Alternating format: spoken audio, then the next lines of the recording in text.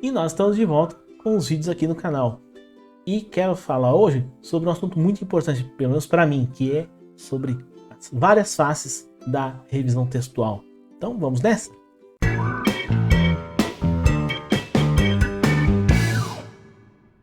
E aí, beleza? Aqui é o Bruno e seja bem-vindo a mais um vídeo do canal Bruno Garrido, Letras e Livros.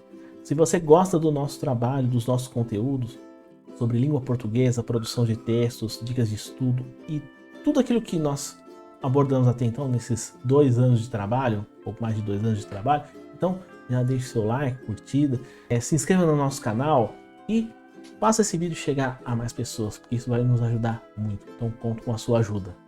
Beleza? Então vamos ao que interessa, e é muito legal falar sobre isso, porque revisão de textos é o meu trabalho.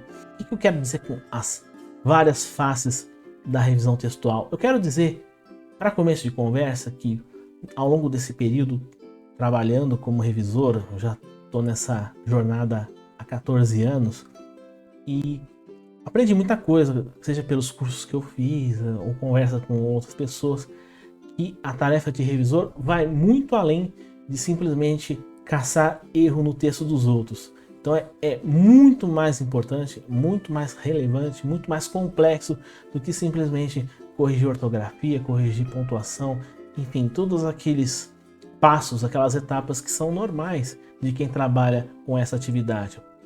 E o que me ajudou a mudar um pouco essa concepção do papel do revisor foram leituras como as que eu vou trazer agora, principalmente do Círculo de Bakhtin. Bakhtin é um teórico russo bastante conhecido, que influenciou muito os estudos linguísticos e literários aqui no Ocidente, principalmente a partir da década de 70, mas ele tem todo um legado importante nos estudos linguísticos, nos estudos de teoria literária, de crítica literária, também no ensino-aprendizagem de escrita, de leitura, enfim, toda uma leva de pesquisadores, seja na área de letras, mas também na área da pedagogia e da comunicação, honraram, seguiram esse legado trazido por Bakhtin. E qual que é a importância desse teórico, ou das contribuições desses teóricos, a me fazer pensar diferente, de uma forma diferente, o trabalho do revisor? Então, eu primeiro quero apresentar um conceito básico. O Círculo de Bakhtin traz sobre atividades como a escrita, como a leitura. Vou focar aqui na escrita. As atividades envolvendo a linguagem, dentre elas a escrita, são práticas sociais. Então é importante a gente considerar isso, que até pela própria formação do Bakhtin, eles levam muito em consideração o papel da interação social como uma forma de desenvolvimento humano. E a escrita não foge disso. A partir da escrita, sendo ela uma atividade social, uma prática social, então ela envolve uma constante interação entre indivíduos. E esse relacionamento com o outro, a partir da escrita, seja em contexto assim como a leitura, a escrita, pensando aqui no caso do revisor, a escrita, depois o trabalho de leitura por parte de um outro, depois uma reescrita, depois uma outra releitura, e essa constante troca de sentidos, de exercício prático da linguagem é que permite o desenvolvimento, o progresso, faz com que o indivíduo assuma tarefas mais complexas, estruturas de pensamento mais elaboradas, enfim. É a prática social que dá a dinâmica do desenvolvimento humano. E o exercício da linguagem, sendo uma prática social, também depende dessa constante inter-relação entre eu e o outro para que ela se dê de uma forma mais complexa e mais produtiva. Então, esse pensamento, essa interação social é a chave para a gente compreender o quanto o pensamento de Bakhtin foi importante na hora de rever esse conceito da revisão textual. E a partir disso e da minha própria experiência, eu posso identificar 3 faces da revisão textual. E a primeira delas é uma face diagnóstica. Então, a partir da revisão textual é que eu posso identificar aonde aquele texto tem pontos de estranhamento que prejudicam a compreensão, a leitura, assim, que não permitem uma compreensão clara daquilo que o autor buscou expressar naquele texto.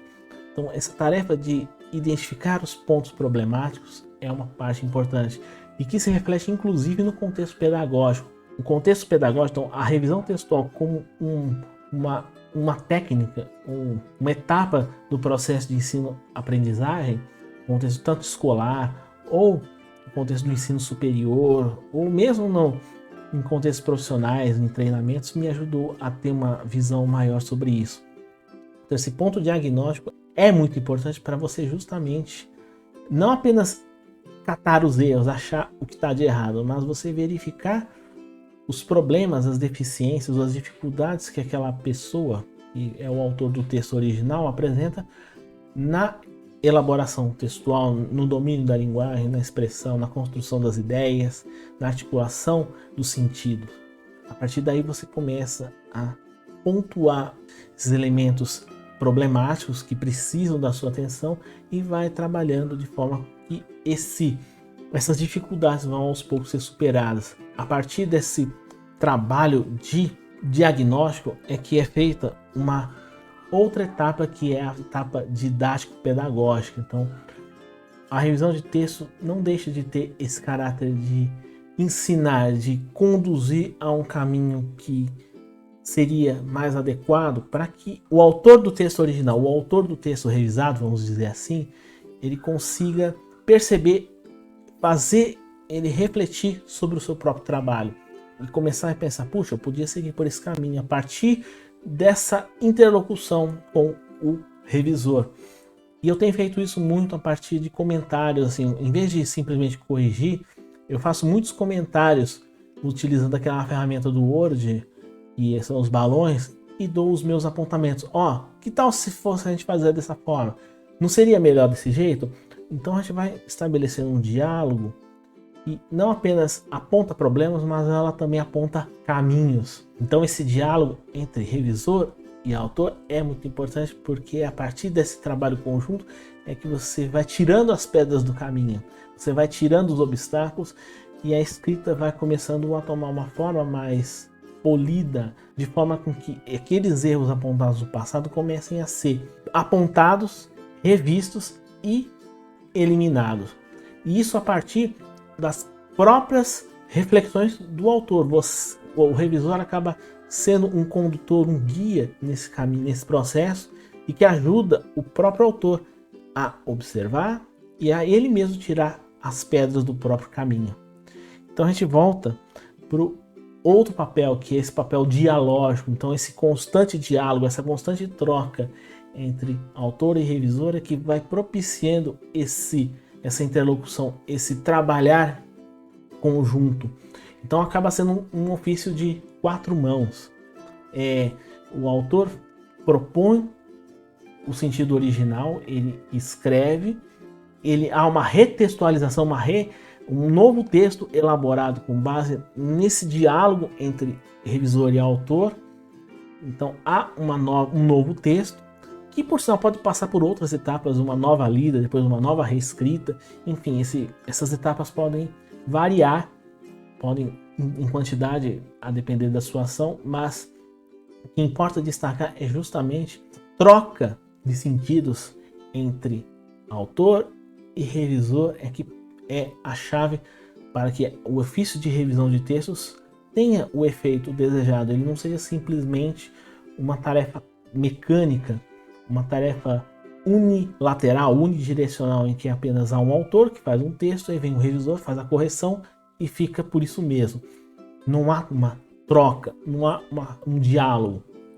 O diálogo, sim, é que garante com que o revisor não apenas seja um corretor, mas ele seja um guia, alguém que vai junto, caminha junto, e o autor também aprende com essas dicas, com essa conversa, esses conselhos, a partir no caso dos comentários que eu faço no texto, ele vai aprendendo, ele vai começando a refletir sobre o seu próprio trabalho, sobre a sua própria forma de se expressar, as escolhas que ele faz. Essa é a grande chave desse trabalho de revisão de texto, fazer com que o autor aprenda a escrever melhor a partir da sua própria reflexão, do seu próprio juízo que ele faz do próprio trabalho, com a ajuda do revisor, que dá os apontamentos necessários.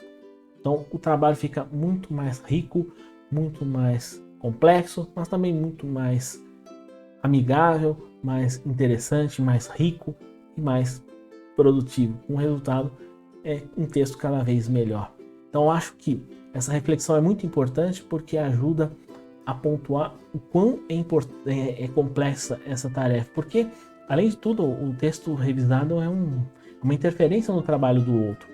Então, essa tarefa ela não pode se dar de uma maneira muito incisiva, muito intervencionista, a ponto de descaracterizar aquilo que já foi feito, sem você tirar o estilo, tirar a pessoalidade daquele autor do texto, porque o texto não é seu, o texto é de uma outra pessoa. Então esse diálogo precisa se dar de uma forma adequada, um jeitinho, com passos bem estruturados, de uma forma dialógica.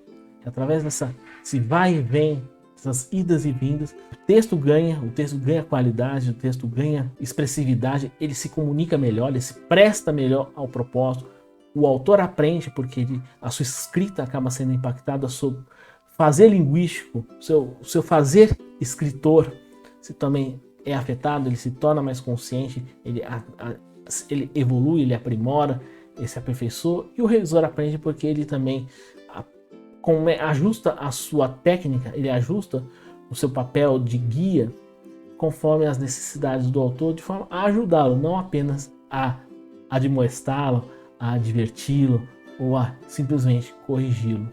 Então, o revisor é muito mais do que um catatexto. Ele é um guia, um condutor, um parceiro do autor. E o objetivo é sempre o mesmo, que os textos fiquem cada vez melhores, mais comunicativos, mais expressivos, mais interessantes. Beleza, gente? Bom, espero que você tenha aprendido um pouco mais sobre essas reflexões. Quis compartilhar com vocês, afinal de contas, é o meu ofício. Essas reflexões foram tiradas de um livro chamado Revisão de Textos da Teoria Prática, da professora Risoleide Oliveira. Ele está disponível gratuitamente na internet. Eu vou deixar o link na descrição para vocês baixarem e poderem acompanhar a obra na íntegra. Então, se vocês gostaram desse conteúdo, querem que eu fale mais sobre revisão de textos, que é o meu trabalho, aquela operação básica, padrão, deixe sua curtida para você apoiar o nosso canal, para que dê mais relevância ao nosso trabalho. Faça seu comentário, compartilhe com outras pessoas para poder também ajudar nesse crescimento. E claro, se inscreva no canal, porque assim você pode acompanhar os lançamentos e ative o sininho para você não ficar de fora de nenhuma novidade assim que chegar. Espero ver você de novo no próximo vídeo com mais uma reflexão ou um outro conteúdo aqui do canal, um conteúdo de sempre que você tanto gosta. Um grande abraço, fique com Deus e até a próxima.